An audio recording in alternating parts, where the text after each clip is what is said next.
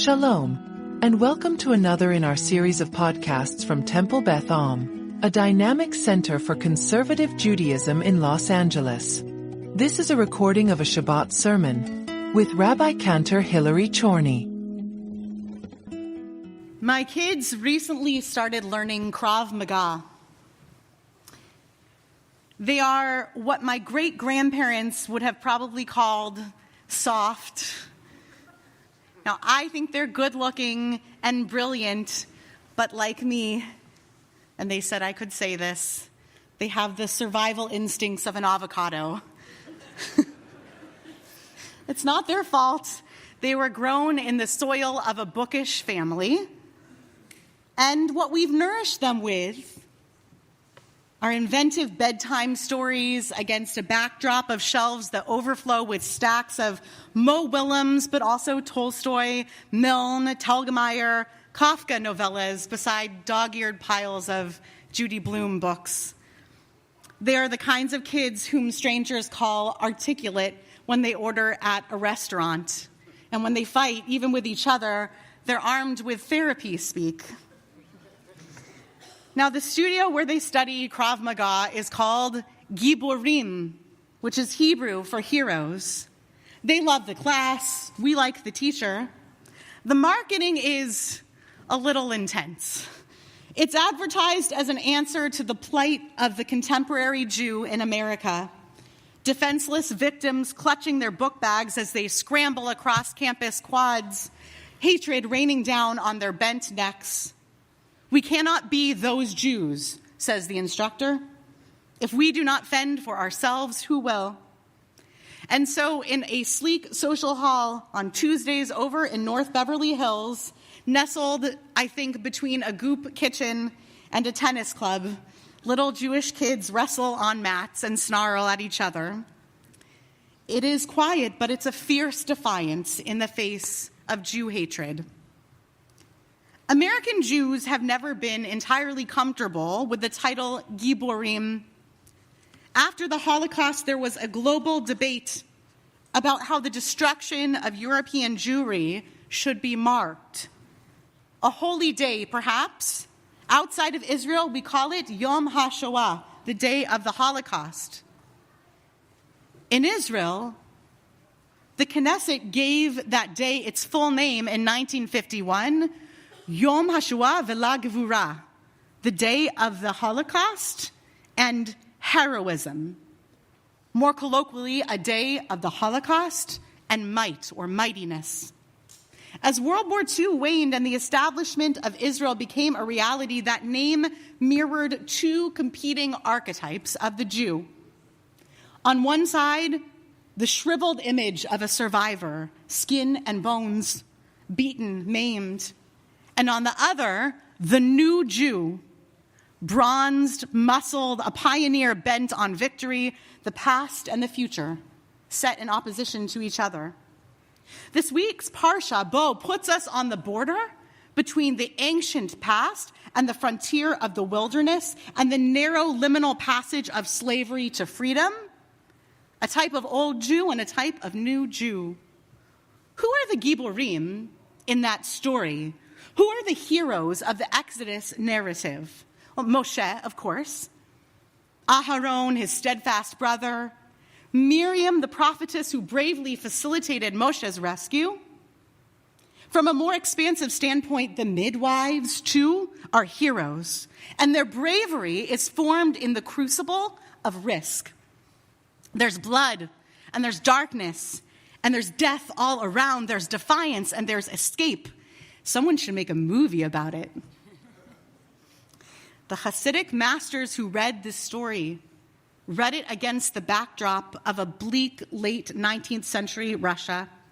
Yehuda Aryeh Leib Alter, who's also known as the Sfat Emet or the Sfas Emes, watched as his followers were drafted into service and battled at Manchuria. The Sfat Emet's commentary on Parshat Bo reveals his somewhat radical read of the Parsha that made sense to him and his day. And it was a divergent perspective on who we might or ought to call heroes. He reads chapter 12, verse 21, in which Moshe tells the elders to command the people, Mishechu ukechu lachem son, lemishbechotechem, v'shachatu hapasach. Draw out, he says, tell them to draw out and take for themselves, yourselves, a lamb for your families and slaughter it as the Passover sacrifice. The word mishechu at the beginning of the phrase is extraneous. Why add that they should draw out when they go to get a lamb? The Sfat Emet explains that this was an instruction to the Israelites to pull their hand back from idolatry, from the Egyptian way of life that they had come to know and practice. Pull their hand back, draw back from the slave mentality, from all they'd come to know in Egypt. And look, says the Sfat Emet, they did. Because just a few verses later we read, V'gam seda lo asu lahem. They hadn't even packed provisions for themselves. It's a willful misread of the verse, because the beginning of that verse contextualizes the story and says that they're in a hurry because we're reminded the Israelites were driven out. But the Sfat Emet doesn't want us to see it that way. He wants us to see that these Jews, the ones who literally dropped everything and left all they knew to follow a people and a God and a tradition purely from a place of faith, those were the heroes of the story.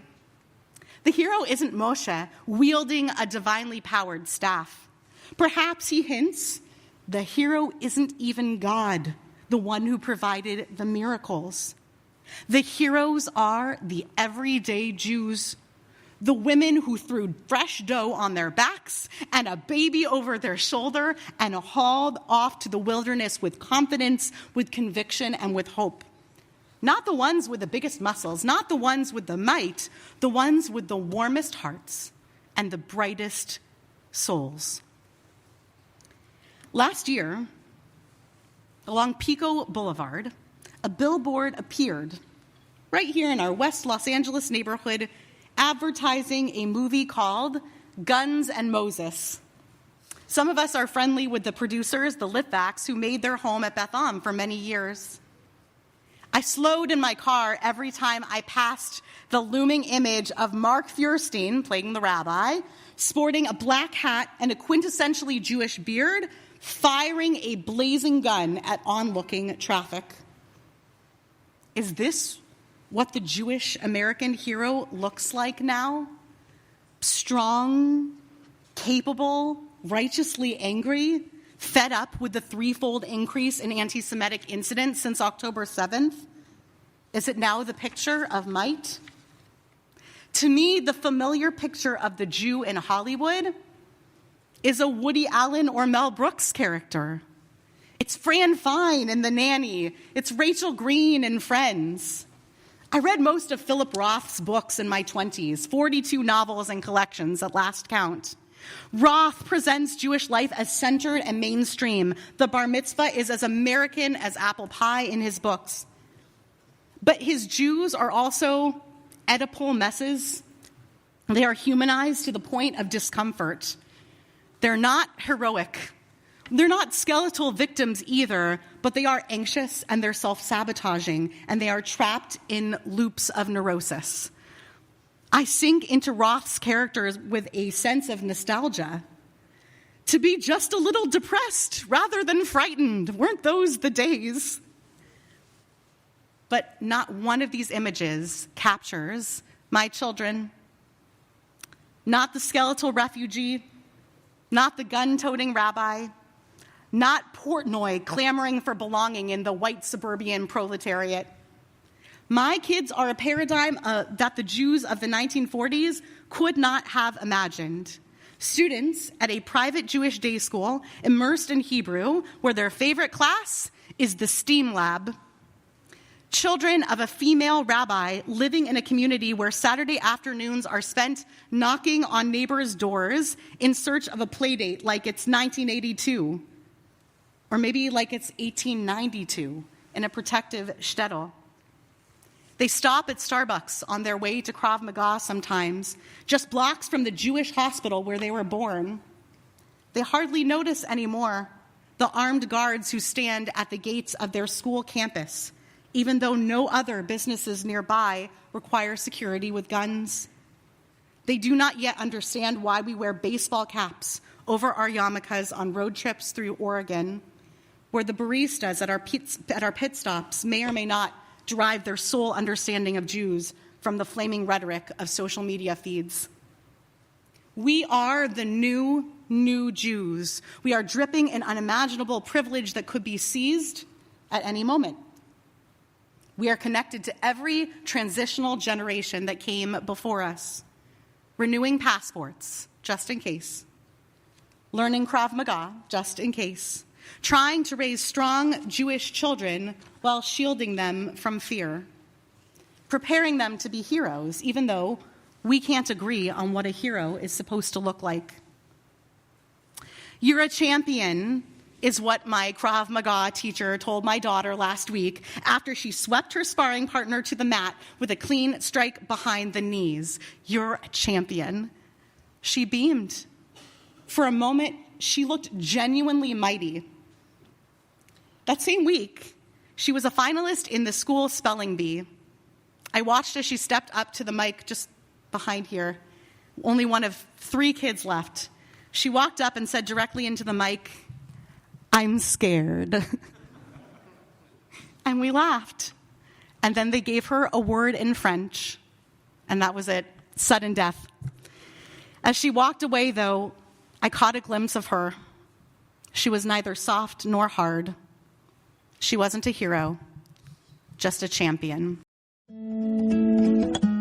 You've been listening to another in our series of podcasts from Temple Beth Am, a dynamic center for conservative Judaism in Los Angeles. If you enjoy these podcasts, we invite you to write a review on the Apple Podcast website or wherever you get your podcasts. For more information on Temple Beth Am, Los Angeles, please visit www.tbala.org.